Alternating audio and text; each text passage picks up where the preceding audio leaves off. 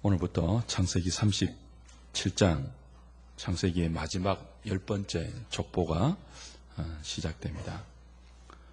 창세기의 내용은 10개의 족보로 구성된다고 이미 말씀을 드렸죠. 그 10개의 족보 가운데 마지막 족보가 누구의 족보라고요? 야곱의 족보예요. 그래서 37장부터 창세기 50장까지는 야곱의 족보 이야기입니다.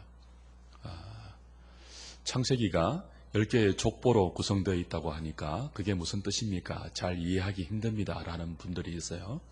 근데 어렵게 생각하실 필요가 없고요.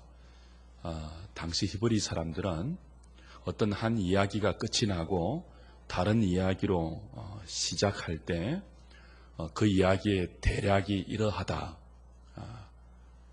그 이야기의 계보가 이러하다, 그 족보가 이러하다라는 관용어를 써서 한 이야기를 마무리하고 다른 이야기를 시작하면서 독자들의 주의를 집중시켰던 그런 관용어가 있었습니다. 창세기에 나온 10개의 족보는 그런 내용을, 새로운 내용을 이야기의 시발점으로 시작하면서 누구의 족보는 이러하니라, 혹은 누구의 계보는 이러하니라, 누구의 대략은 이러하니라, 누구의 약전은 이러하니라 라는 관용으로 시작한다고 쉽게 이해하시면 돼요. 그게 이제 톨레도트라는 단어인데 때로는 대략, 때로는 계보, 때로는 족보, 때로는 약전이라는 다른 단어들로 우리말로는 번역이 되어 있지만 히브리어로는 한 말이고 어떤 뜻이라고요? 이제부터 새로운 이야기가 시작됩니다. 주의를 집중해서 이야기에 잘 귀를 기울이십시오. 그런 의미이죠. 그래서 창세기 37장 2절부터는 야곱의 족보는 이러하니라 라고 시작되잖아요. 그죠? 36장 마지막 절까지는 에서의 족보 나왔죠. 그래서 이삭의 두 아들 에서와 야곱이 있는데 이제 이삭이 죽었어요. 이삭의 족보가 끝이 났잖아요. 그럼 이삭의 아들들의 이야기로 넘어가야 하는데 에서는 격가지란 말이에요. 그럼에도 불구하고 혈통상 장자이기 때문에 에서의 족보를 36장 한 장을 걸쳐서 할애하고 마무리했습니다. 그리고 이제 남아있는 뭐죠? 야곱의 족보로 이야기를 이어가죠. 특이한 것은 이미 야곱의 이야기는 앞에서 다 나왔어요. 이삭의 족보에서. 그렇죠? 거의 야곱의 이야기는 다 나왔단 말이에요. 야곱이 어떻게 형을 속이고 아버지를 속이고 살기 위해서 바단 아람으로 가서 20년 동안 그죠? 2명의 아내와 2명의 첩 가운데서 11명의 아들을 얻고 1명의 딸을 얻었는지, 그리고 어떻게 외삼촌 라반의 집에서 다시 가나안으로 돌아오게 되었는지, 그 과정에서 어떤 일을 겪었고 하나님이 어떻게 간섭하셨는지, 야복강에서 하나님이 어떻게 야곱의 이름을 이스라엘로 바꾸어 주었는지, 그리고 형 에서와의 극적인 화해가 어떻게 이루어졌는지 이미 야곱의 이야기가 거의 다 끝이 났어요. 그런데 37장부터는 뭐라고 시작된다고요? 야곱의 족보가 이러하니라고 새로운 이야기를 야곱의 족보로 이어간단 말이죠. 근데 사실은 뭐죠? 야곱의 이야기가 아니고 누구 이야기예요? 야곱의 족보가 이러하니라라고 말하고 나서는 곧바로 누구 이야기로 연결됩니까? 요셉이 17세의 소년으로서로 연결되면서 요셉의 이야기가 등장해요. 이게 이제 좀 풀어야 할 문제죠. 왜 야곱의 족보로 새로운 이야기를 이어가면서 야곱 이야기는 하지 않고 요셉 이야기를 하는가라고 하면, 사실상 야곱에게 하나님이 하신 약속, 그건 아브라함과 이삭에게 하신 약속을 이어받은 것이거든요.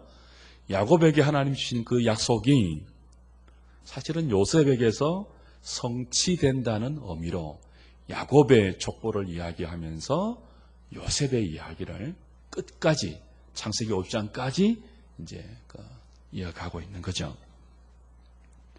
특별히 오늘 본문은 요셉이 형들에게 미움을 당하는 그런 내용이에요. 미워했다, 형들이 미워했다라는 말들이 자꾸 반복되죠. 그래서 미움이 오늘 본문의 키워드입니다. 근데 요셉이 왜 형들에게 미움을 받았는가 하면 크게 두 가지의 이유가 오늘 떠오르죠. 하나는 뭐죠? 들판에 있을 때 형들이 잘못한 것을 아버지에게 고했기 때문이고, 또 하나는 뭐예요? 자신이 꾼 꿈을 형들에게 말했기 때문이에요. 이 두 가지 이유 때문에 요셉이 미움을 받는 내용인데, 사실은 이 요셉이 이렇게 미움을 받는 것은 하나님이 야곱에게 주신 그 약속을 어떻게 요셉을 통해서 성취하는가를 말하는 하나의 배경적인 설명이라고 볼 수 있습니다. 창세기 27장 29절을 한번 보십시오. 하나님 이삭을 통해서 야곱을 축복하실 때 주신 약속이에요. 27장 29절.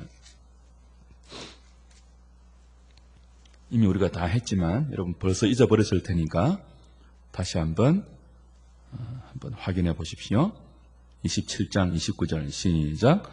만민이 너를 섬기고 열국이 내게 굴복하리니 내가 형제들의 주가 되고 내 어머니의 아들들이 내게 굴복하며 너를 저주하는 자는 저주를 받고 너를 축복하는 자는 복을 받기를 원하노라. 너를 저주하는 자는 저주를 받고 너를 축복하는 자는 복을 받기를 원한다. 하나님이 아브라함에게 주신 복의 근원으로서의 약속이에요. 이게 이제 이삭과 야곱에까지 이어지고 있고, 조금 더 구체적으로는요, 만민이 야곱 너를 섬기고 열국이 내게 굴복할 것이다. 네가 형제들의 주가 되고 내 어머니의 아들들이 네게 굴복할 것이다. 그런 말이 나와요. 근데 한 가지 이상한 것은 야곱의 형제가 몇이에요? 이삭 하나입니다. 근데 본문에는요 29절에 형제들이라고 내 어미의 아들들이라고 복수로 나와요. 그러니까 이건 야곱에게서 문자적으로 성취되는 것이 아니고, 그죠? 그 야곱의 후손들에게 성취될 것임을 우리가 알 수 있죠. 어떻게 이것이 야곱의 후손들에게 성취되는지 오늘 그 요셉이 꾸는 꿈을 통해서 이렇게 확인이 됩니다. 다시 본문 돌아오셔서 37장 6절부터 10절까지 요셉이 꾼 꿈이 나오죠. 요셉이 그들에게 이르되 청하건대 내가 꾼 꿈을 들으시오. 우리가 밭에서 곡식단을 묶더니 내 단은 일어서고 당신들의 단은 내 단을 둘러서서 절하더이다. 그죠? 그러니까 요셉 형들의 곡식단이 요셉의 단에게 둘러서서 절하는 것. 또 9절에 보면은 요셉이 다시 꿈을 꾸고 그의 형들에게 말하여 이르되 내가 또 꿈을 꾼즉 해와 달과 11별이 내게 절하더이다. 그러니까 이제 형들도 그렇고 야곱도 그렇고 우리가 너에게 절하고 네가 우리를 다스린단 말이냐라고 이제 미워하고 화를 내고 야곱도 꾸짖었잖아요. 다시 말하면 요셉이 꾼 꿈이 무엇입니까? 하나님이 야곱에게 주신 약속. 내 형제들이 너를 섬길 것이고 내 어미의 아들들이 너를 섬길 것이다. 네가 형제들의 주가 되고 네 어미의 아들들이 복수라고 말한 야곱의 형제들, 야곱의 어미의 아들들이 너를 섬길 것이라고 한 것이 요셉에게서 성취가 되는 거죠. 야곱의 아들들은 이스라엘이 되고요. 이 이스라엘이 이제 소위 말하는 제사장 나라 이스라엘이 된단 말이에요. 가나안 땅에서 사는 그 민족의 이름이 된단 말이에요. 그래서 야곱에게 주신 하나님의 약속, 아브라함과 이삭과 야곱으로 이어지는 이 약속은 사실은 하나님 나라의 약속이에요. 하나님이 왕이 되고 아브라함의 후손들을 통해서 하나님 백성들이 될 것이며, 그렇죠? 그리고 그 백성들이 살아가는 땅이 왕에게 복종하는 백성들의 복종을 통하여 하나님 나라가 될 것이다. 그 하나님 나라에 관한 약속인데 그것이 가장 구체적으로 요셉을 통해서 이루어진다는 것입니다. 나중에 이제 요셉의 형들이 요셉을 팔잖아요. 쭉 이제 나오겠지만, 그리고 자신들이 팔고 죽었다고 생각한 야곱에 의해서 그들은 구원을 받습니다. 그리고 야곱의 다스림 안에서, 그죠? 야곱이 요셉의 다스림 안에서 그들이 생명을 누리고 요셉이 다스리는 그 통치 아래서 그들이 한 국가를 형성하고 나라를 형성할 거란 말이에요. 가족을 형성할 거란 말이에요. 요셉에게서 야곱에게 주신 약속이 성취되는 거죠. 바로 그 꿈 때문에 요셉은 미움을 당하게 되는 것입니다. 사실은 요셉에게 야곱이 받은 약속이 성취된다고 할 때 요셉조차도 하나의 그림자예요. 예표예요. 이건 더 나아가서 나중에 이제 38장에 가면 유다 이야기가 뜬금없이 등장하거든요. 그리고 유다 이야기가 끝나고 다시 요셉으로 돌아가요. 여기에는 요셉, 유다를 이어서 나오는 이 하나님의 약속과 연관된 어떤 성취를 이야기하고 싶은 거예요. 결국 아브라함, 이삭, 야곱 그리고 요셉으로 이어지는 약속의 성취는 유다를 통해서 더 뚜렷하게 드러나죠. 창세기 49장 한번 보십시오. 나중에 야곱이 유언할 때 유다에게 하시는 약속을 유언을 보면요 더 뚜렷해집니다. 창세기 49장 8절부터 10절까지 보십시오.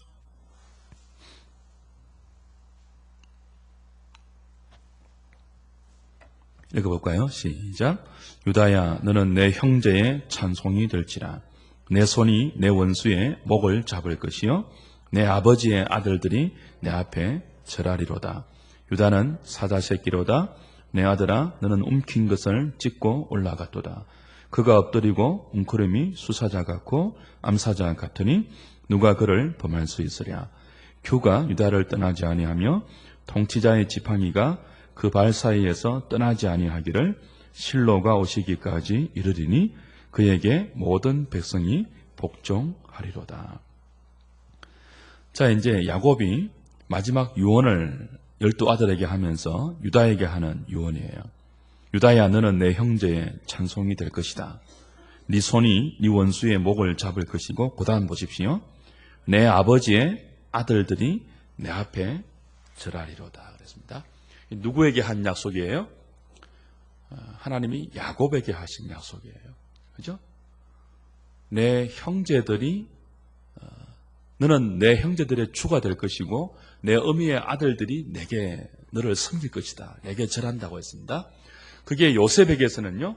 요셉이 꾼 꿈, 요셉의 형들이 요셉에게 절하는, 요셉의 형들을 의미하는 별들이 요셉에게 절하는 어떤 그 꿈을 통해서 예표가 되었고 그것이 요셉의 생애를 통해서 성취가 되지만 좀 더 구체적으로는요. 이제 유다를 통해서 이것이 이어진단 말이에요. 유다에게 하신 유언이 내 아버지의 아들들이 네 앞에 절하리로다. 이게 언제 성취됩니까? 10절에 보면 실로가 오죠. 실로가 오시기까지 이르르니 그에게 모든 백성이 복종하리라. 실로는 메시아를 의미하는 것입니다. 그러니까 유다의 자손으로 실로 메시아가 와요. 그리고 그 메시아에게 모든 백성들이 복종해요. 모든 백성들이 복종하는 그것을 내 아버지의 아들들이 네 앞에 절한다라고 약속되고 그것이 하나님이 야곱에게 주신 약속, 요셉의 꿈을 통해서 요셉의 생애를 통해서 성취될 뿐 아니고 유다의 자손으로 오실 메시아 실로를 통해서 이 땅에 구체적으로 하나님의 나라로 성취된다는 것이 바로 창세기 어쩌면은 아브라함 이야기부터 지금까지 이어오는 창세기 전체가 말하는 하나님 나라의 그림이에요.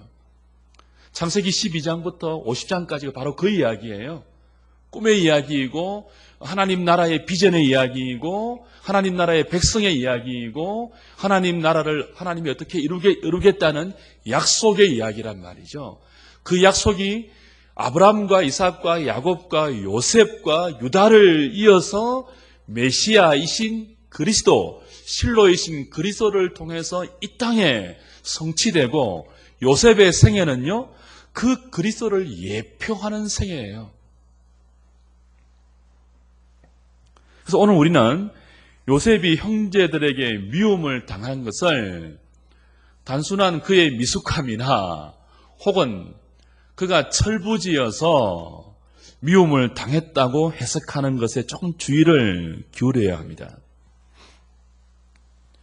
야곱의 족보가 이러하다라고 마지막 창세기의 이야기가 시작하면서 곧바로 17살 되던 요셉이 미움당하는 이야기부터 등장하는 것은요, 요셉이 그리스도를 예표하는 가장 분명한 인물이기 때문에 그래요.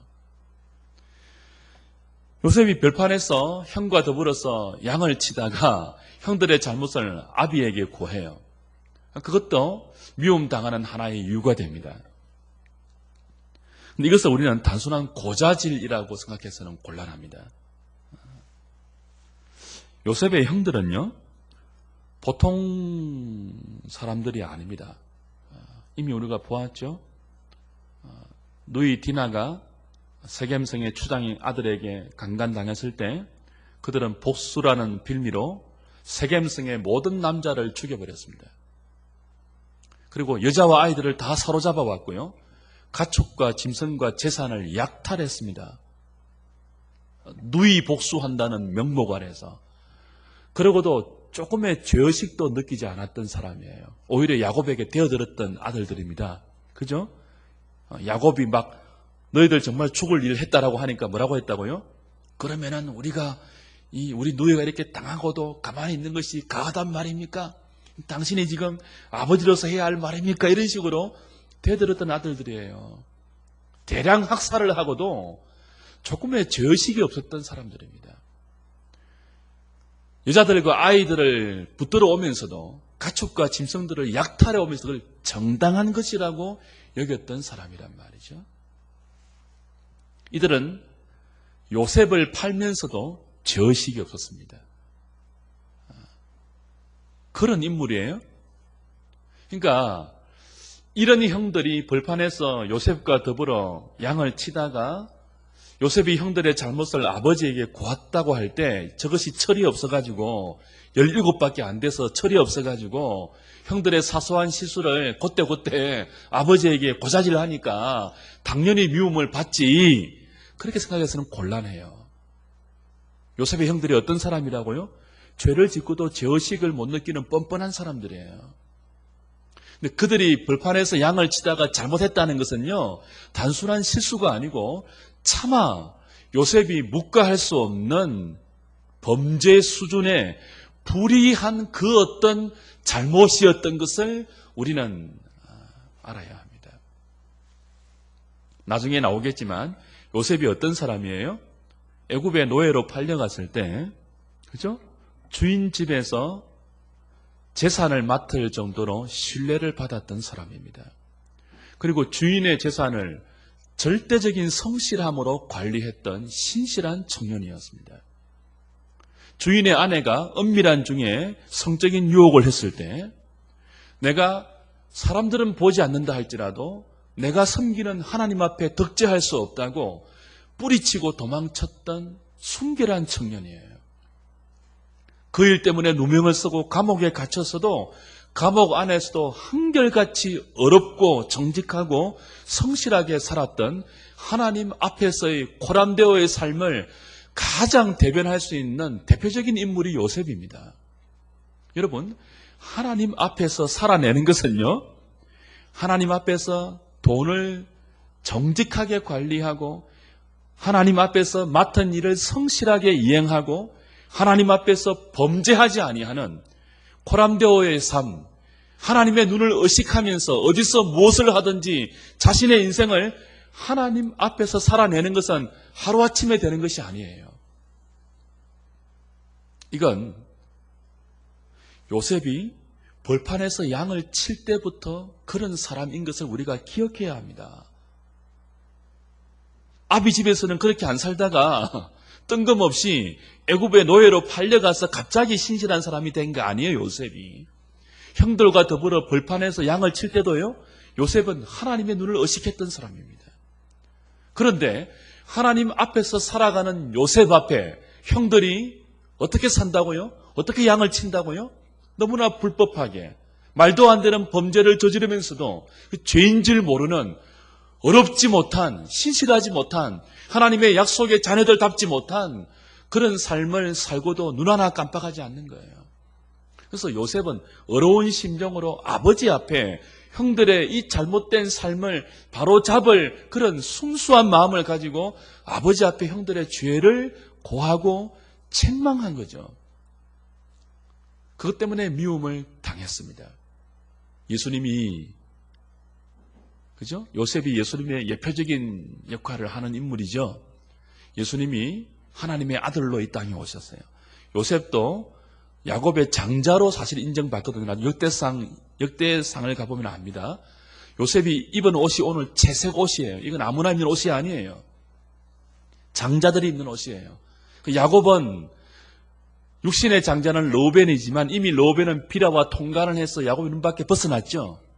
실제적으로 야곱은요, 가장 사랑하는 아내 라헬이 낳은 요셉을 장자로 인정하고 있는 것입니다.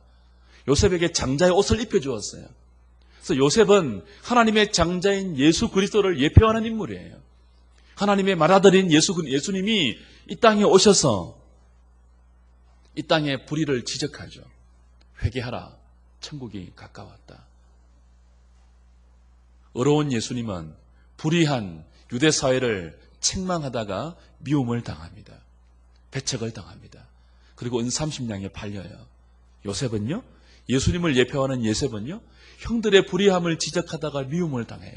그리고 은20냥에 팔려도 잡혀갑니다. 예수님 많이 닮아 있죠.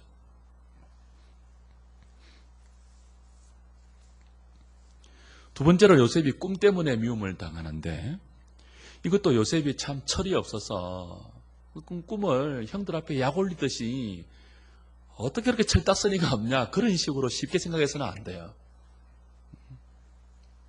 요셉이 꿈은 평범한 꿈이 아닙니다. 개꿈이 아니에요. 요셉은 형들을 놀리기 위해서, 자랑하기 위해서 꿈을 말한 게 아닙니다. 2번씩이나 말했거든요. 미움 당하는 것을 알고도 말했습니다. 당시의 꿈은 어떤 경우는 계시의 수단으로 주어졌습니다. 신구약 성경이 완성되지 않았을 때이기 때문에 하나님은 당신의 특별한 계시를 때로는 꿈으로, 때로는 환상으로 사람들에게 보이실 때가 종종 있었죠. 요셉이 꾼 꿈은 하나님의 특별 계시였습니다. 하나님의 구원 계획을 당신의 백성들에게 알려주시는 계시의 통로로 하나님은 요셉에게 꿈을 사용하셨어요. 특별 계시인 하나님의 말씀을 듣거나 환상을 보거나 선지자들처럼 꿈을 꾸면요, 그 계시에서 벗어날 수가 없습니다. 이게 특별 계시의 성격이에요. 요셉은 꿈에 사로잡힙니다. 꿈이 요셉을 장악해버려요. 그 꿈을 꾸고 나서부터 요셉은 새로운 사람이 됩니다. 꿈의 사람이 되어요. 흔히 말하듯이 boys be ambitious가 아니죠. 이건 자신의 야망에 관한 꿈이 아닙니다. 꿈 때문에 고난을 당하기 때문에 이건 꿈이 야망에 관한 꿈이 아니고 비전이에요. 비전. 하나님 주신 계시예요. 계시. 계시의 꿈을 꾼 사람은 꿈에 붙들리게 되고 완전히 딴 사람이 되죠.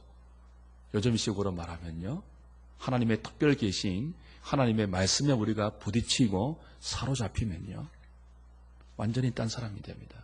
말씀이 자기를 이끌고 갑니다. 말씀에 사로잡히게 되면 내가 말씀을 이끌고 가는 것이 아니고 말씀이 나를 이끌고 가요. 여러분 그런 경험 있으시죠? 없으십니까? 그런 경험 있으셔야 됩니다. 말씀이 나를 이끌고 가는 경험. 요셉이 그랬습니다.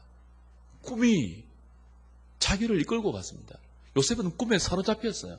그 꿈을 말하지 않을 수가 없는 것입니다. 너무나 특별한 꿈. 이게 하나님의 뜻인 줄을 알겠는데 하나님이 정말 자기와 자기 형제들과 자기 집안을 향해서 특별한 계획을 갖고 계신 것이며 그것을 설명해 주신 것을 알겠는데 분명히 알지는 못해요. 그런데 그 꿈이 너무나 확실하고 너무나 선명하고 너무나 정말 자신을 사로잡은 꿈이기 때문에 말하지 않을 수가 없는 거죠. 요셉이 형들에게 꿈을 말한 것은 내가 당신들보다 높은 사람입니다. 자랑하거나 우쭐거리거나 철이 없어서 천방지축으로 그렇게 미숙한 자신의 인격을 드러낸 그런 것이 아니에요. 이건 뭐예요? 하나님의 특별한 계시를 형들과 나눈 거예요. 형들, 내가 꿈을 꾸었는데 나는 이 꿈에서 벗어날 수가 없겠어요. 잘 모르겠어요. 그런데 혹시나 형들은 알겠어요? 곡식단이 있는데 그 형들의 곡식단이 나에게 절을 하는 거, 분명한 하나님의 뜻이고 우리 가족을 향한 하나님의 계획인데 이게 뭔지 나보다 더 신앙생활 오래 하고 나보다 더 연륜이 많은 형들이 혹시나 알지나 모르니까 이 꿈을 좀 알 수 없을까요? 뭐 그런 의미에서 나눈 것이라고 볼 수 있죠. 요셉과 형들은 곡식 농사하는 자들이 아닙니다. 양치는 자들이에요. 근데 꿈의 내용은 뭐예요? 곡식단을 묶는, 밭에서 추수하는 꿈이란 말이에요. 그러니까 이 꿈은 앞으로 요셉과 그 형제들이 곡식과 더불어 어떤 중대한 일을 만날 것이라는 하나님의 계시가 포함되어 있는 것이죠. 실로 야곱의 가족들은, 요셉의 형제들은 곡식 때문에 중대한 인생의 성패가 갈리지 않습니까? 곡식 때문에 그들은 요셉에게 절하지 않습니까?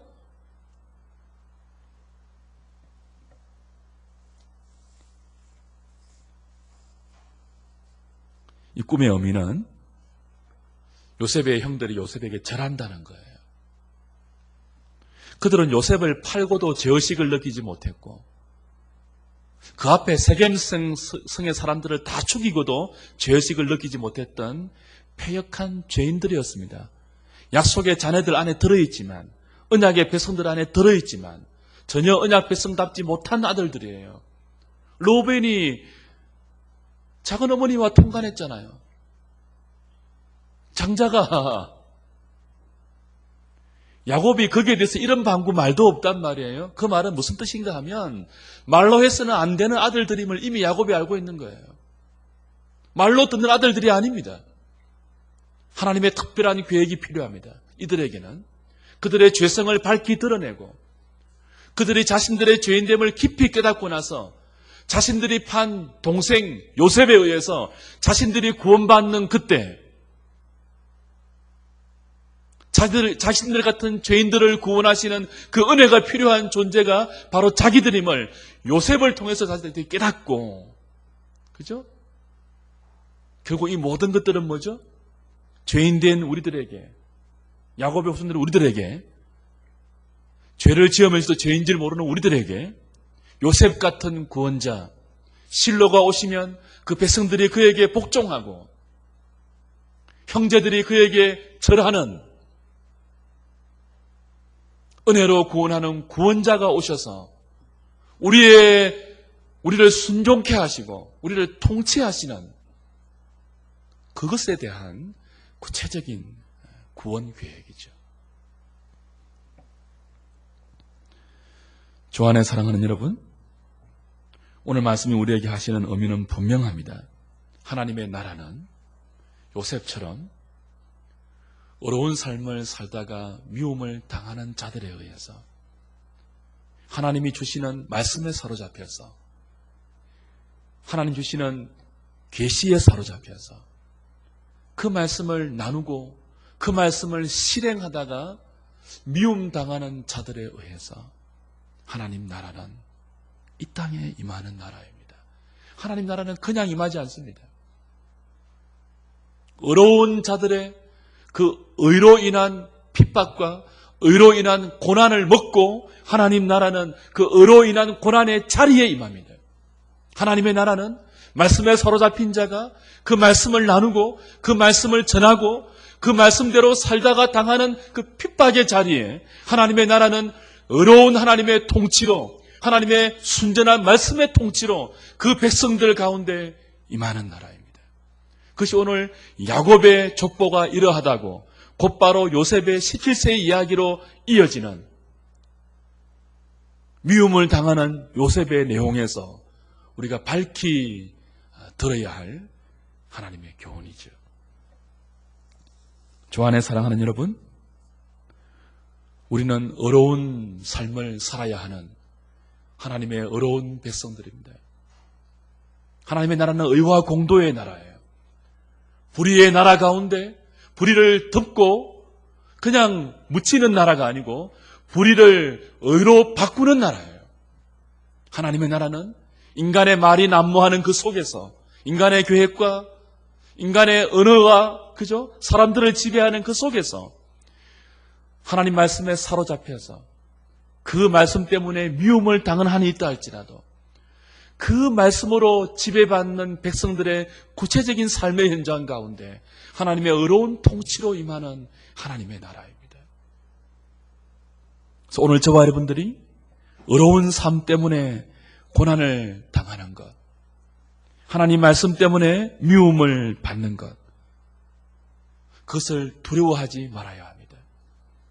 쉬운 일은 아니지만 요셉처럼 그 일생이 편한 인생은 아니지만 말씀에 사로잡혀서 미움을 받을 수 있다면 어려운 삶을 살기 위해서 불의한 것을 책망하고 불의한 것을 드러내다가 미움을 당하고 핍박을 당하는 일이 있다면 하나님은 그를 통해서 놀라운 하나님의 나라를 진행시킬 것입니다. 어려움 때문에 낮아진 사람, 말씀 때문에 고난당하는 사람, 낮아진 만큼 나중에는 분명히 높아집니다. 미움 당한 만큼 분명히 위로받습니다.